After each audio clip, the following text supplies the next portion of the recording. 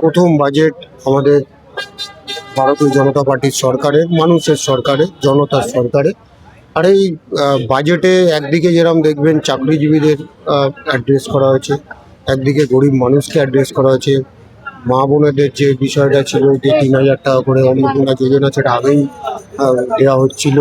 সাথে সাথে যা জনমুখী প্রকল্প সেগুলোতে অ্যাড্রেস করা হয়েছে। সমাজের প্রত্যেকটা স্তরের মানুষকে, সে ছাত্র, যুবক, শ্রমিক, কৃষক, যারা যারা আছে বিভিন্ন সমাজের প্রত্যেক শ্রেণীকে সেখানে অ্যাড্রেস করা হয়েছে।